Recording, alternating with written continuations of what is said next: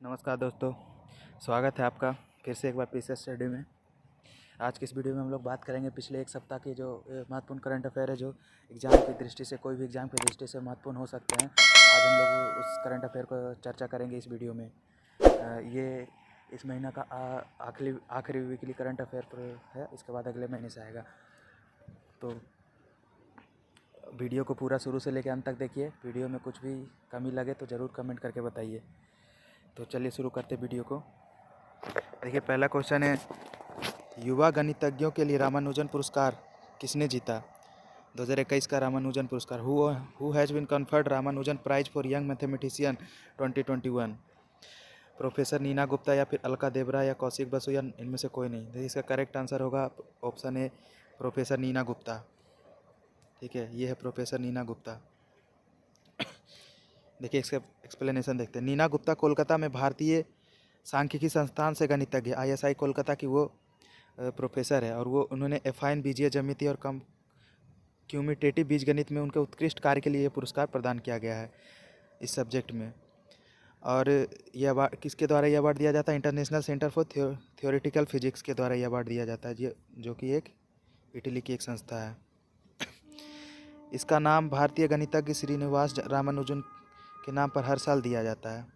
ठीक है, तो ये पुरस्कार है, ये मेडल दिया जाता है, ऐसा टाइप का पुरस्कार में ऐसा ही फोटो रहता है।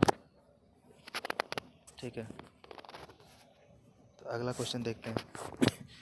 अगला क्वेश्चन है, खजुराहो नृत्य त्यौहार किस राज्य का एक पारंपरिक त्यौहार है? Khajuraho dance festival is a famous dance festival in which state? A Madhya Pradesh, B Uttar Pradesh, C Bihar या डी पश्चिम बंगाल? देखिए, इसका करेक्ट आंसर होगा ऑप्शन ए, मध्य प्रदेश। मध्य प्रदेश में खजुराहो आपको मालूम भी होगा। देखिए, एक्सप्लेनेशन देखते हैं।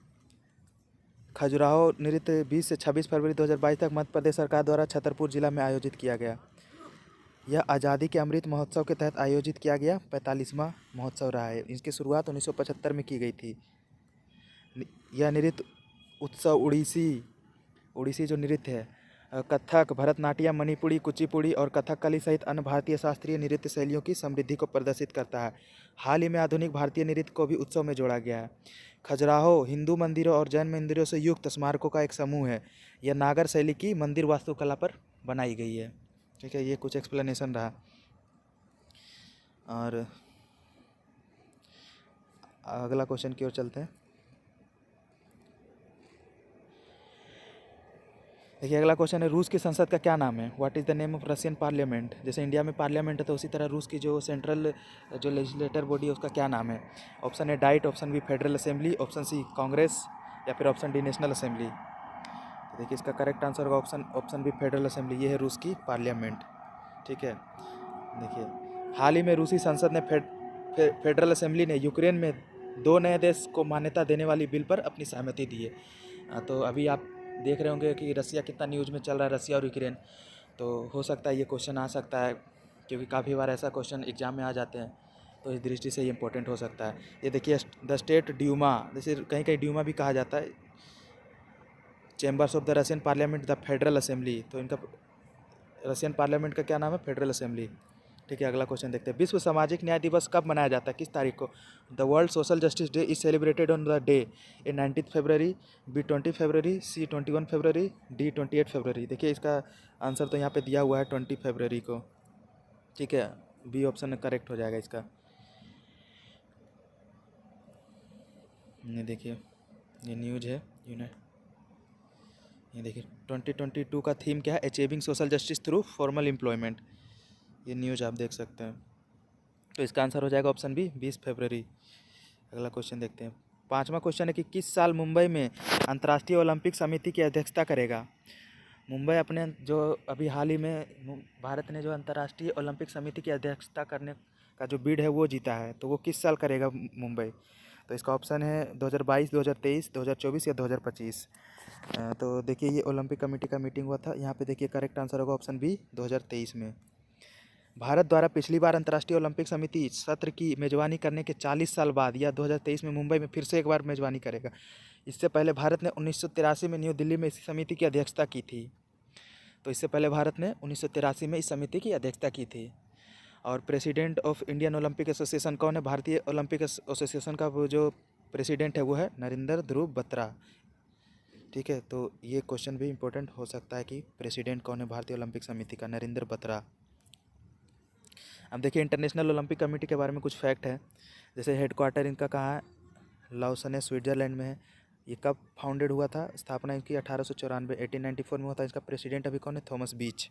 ठीक है, ये ओलंपिक का लोगो है। छठा क्वेश्चन है, अंतर्राष्ट्रीय मातृभाषा दिवस किस तारीख को मनाया जाता है। International mother language day is celebrated on which day. 21 जनवरी या फिर 21 फरवरी, 21 मार्च या 21 दिसंबर। तो इसका करेक्ट आंसर होगा अभी बी, ऑप्शन 21 फरवरी। ठीक है, इंटरनेशनल मदर लैंग्वेज डे 21 फरवरी करेक्ट आंसर है।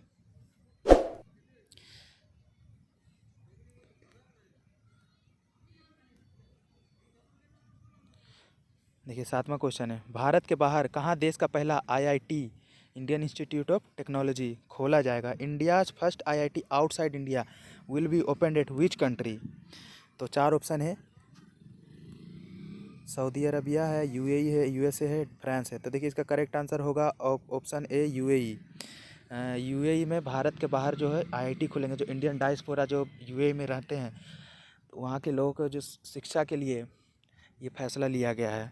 ऐसा नहीं कि वहाँ शिक्षा बढ़िया नहीं मिल रहा है, शिक्षा वहाँ भी बढ़िया मिल रहा है, लेकिन एक इंडियन इंस्टीट्यूट अगर कोई भी देश में उसका प्रेजेंस रहेगा तो फिर भारत की भी जो अपनी एक शक्ति में वृद्धि का संकेत देती है वो।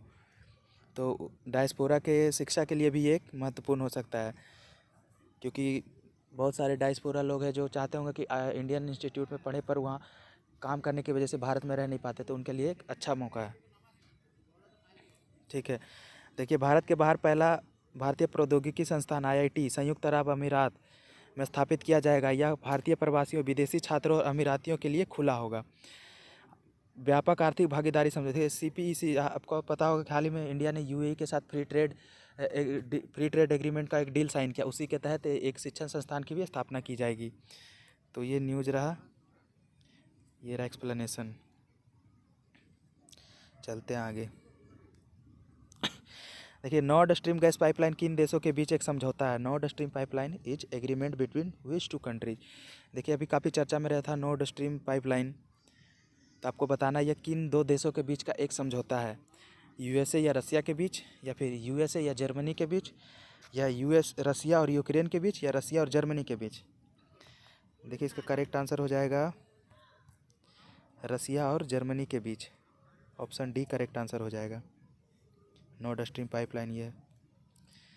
देखिए यह रूस से जर्मनी तक बाल्टिक सागर के नीचे चलने वाली अपतटीय प्राकृतिक गैस पाइपलाइनों की एक प्रणाली है। इसमें उत्तर पश्चिम रूस में बायबोर्ग से उत्तर पूर्वी जर्मनी में ग्रिप्सवाल्ड के पास लुब्मिन तक चलने वाली 2 पाइपलाइन शामिल है, जो मूल नॉर्थ स्ट्रीम का निर्माण करती है।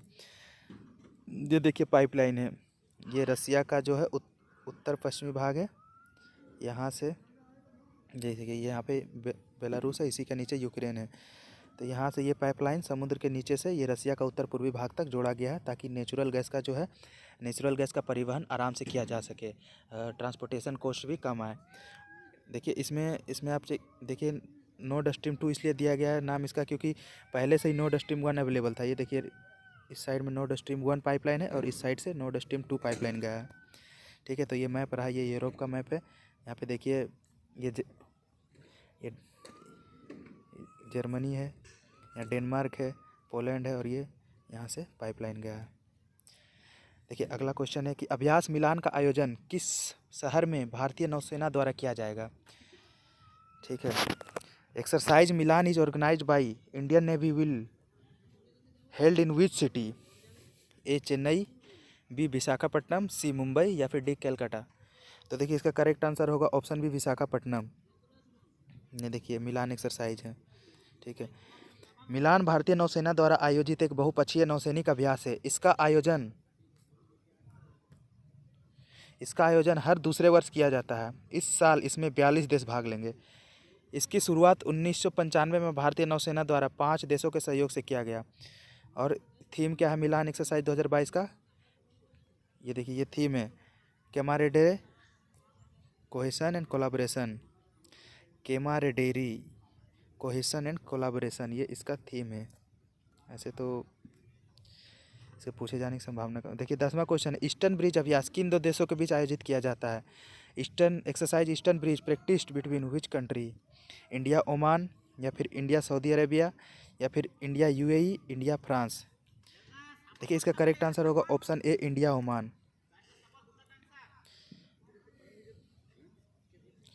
ये देखिए ईस्टर्न ब्रिज है। यह भारत और ओमान का संयुक्त वायुसेना अभ्यास है। देखिए ये RAFO जो है लिखा हो, इसका मतलब है royal air force of Oman. और यह ओमान के बीच और भारत और ओमान के बीच जो अन्य सैन्य अभ्यास है, जैसे अल-नगाह, ये भारत और ओमान के बीच सैन्य अभ्यास है। और ये जो ईस्टर्न ब्रिज है वो वायुसेना अभ्यास है। और अल-नगाह जो है थल सेना अभ्यास है। और नसीम अल बहर है जो वो नौसेना अभ्यास है भारत और ओमान के बीच। और देखिए खाड़ी देशों के साथ भारत का जो और अभ्यास, जैसे यूएई के साथ जो है जायद तलवार अभ्यास है, वो नौसेना अभ्यास है। जायद तलवार भारत यूएई नौसेना। फिर अल मोहद अल हिंदी, ये इंडिया और सऊदी अरेबिया के बीच, ये भी नौसेना अभ्यास है।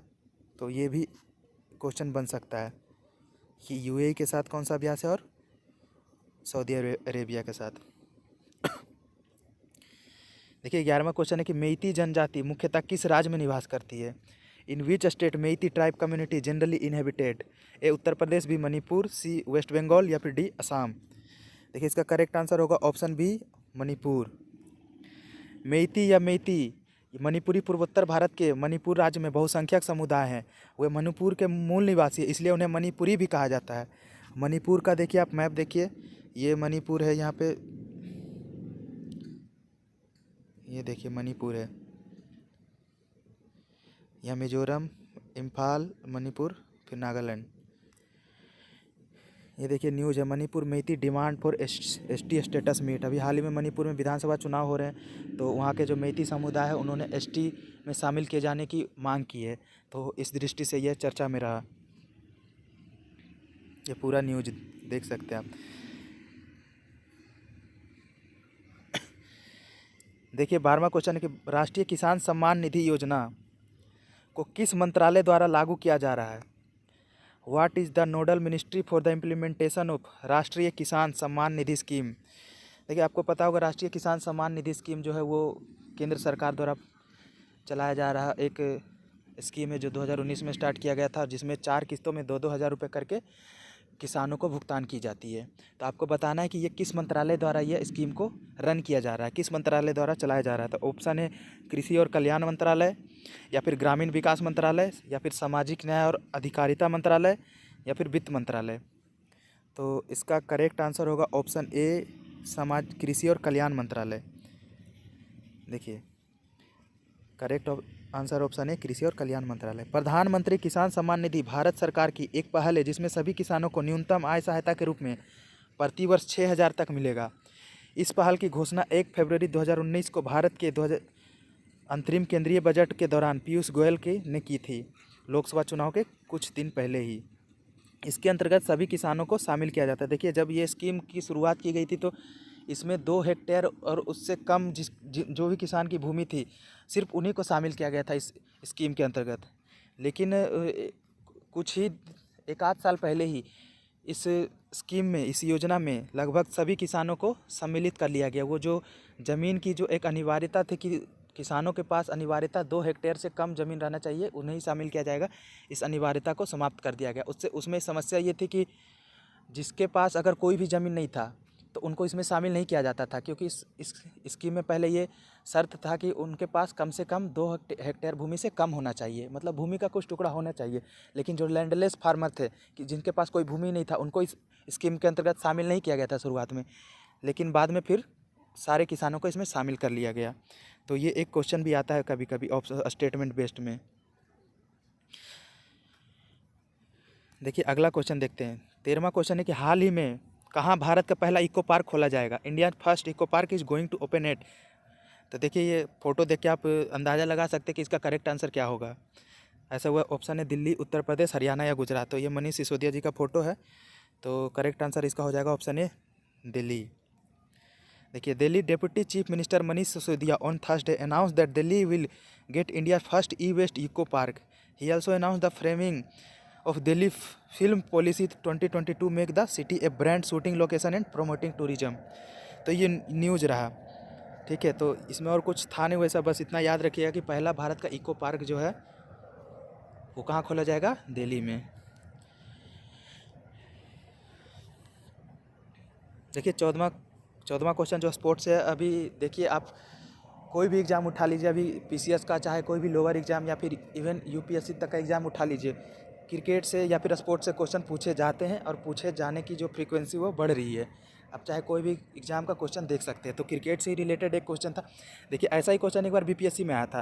देखिए पहले ये क्वेश्चन देख लेते क्या कि हाल ही में संपन्न हुए भारत वेस्ट इंडीज़ T20 श्रृंखला में मैन ऑफ द सीरीज का खिताब किसे दिया गया था? Who won the man of the series award in recently concluded T20 series between India and West Indies? ये 4 ऑप्शन है। देखिए 66वीं बीपीएससी में भी एक प्रश्न आया था, अगर मुझे सही याद आ रहा है तो उसमें पूछा गया था कि भारत और ऑस्ट्रेलिया के भी जो सीरीज हुआ था ऑस्ट्रेलिया में, उनमें जो मैन ऑफ द सीरीज का अवार्ड था किसे दिया गया था? सेम इसी तरह का क्वेश्चन आया था। तो और अभी आपने देखा होगा कि जो ऑडिटर का एग्ज़ाम हुआ बीपीएससी का, उसमें भी दो प्रश्न है वो क्रिकेट से थे। एक था कि आईसीसी का महिला क्रिकेटर ऑफ द ईयर किसे दिया गया है, और एक कोई क्वेश्चन था मुझे याद नहीं आ रहा है। तो देखिए इसका करेक्ट आंसर होगा ऑप्शन सी, सूर्य कुमार यादव। ये श्रृंखला भारत ने 3-0 से अपने नाम की है, सूर्य कुमार यादव हैं। इसमें और कोई एक्सप्लेनेशन है नहीं। देखिए अगला क्वेश्चन है, हाल ही में भारत ने किस देश में जल विद्युत परियोजना निर्माण हेतु घोषणा की है? Recently India has announced to establish an hydro electric project in India, in which country? Option A Nepal, option B Bangladesh, या फिर ऑप्शन सी भूटान, या फिर ऑप्शन डी श्रीलंका। देखिए इसका करेक्ट आंसर हो जाएगा ऑप्शन ए नेपाल। ये भारत और नेपाल का फ्लैग है। ठीक है, ये देखिए न्यूज़ है, India and Nepal on Thursday agreed to form a joint task force on proposal to construct an hydro power project from investment of the two neighbouring countries. तो ये न्यूज़ रहा। तो देखिए आज का जो वीडियो है यहीं पे समाप्त होता है। 15 क्वेश्चन हो गए आज के इस सप्ताह में। जो पिछले 7 दिनों में जो भी महत्वपूर्ण 15 क्वेश्चन, उनमें से क्वेश्चन तो वैसे और भी थे, लेकिन जो 15 इंपॉर्टेंट क्वेश्चन हो सकते थे वो मैंने इस वीडियो में बनाने का कोशिश किया। तो वीडियो आप लोग ने पूरा देखा होगा, अच्छा लगा हो तो ज़रूर इसको लाइक करिए, सब्सक्राइब करिए, शेयर करिए। तो अच्छा नहीं लगा तो कमेंट करके बताइए, और ज़रूर से सब्सक्राइब करिए। तो आज का वीडियो यहीं तक रहा। Thank you very much.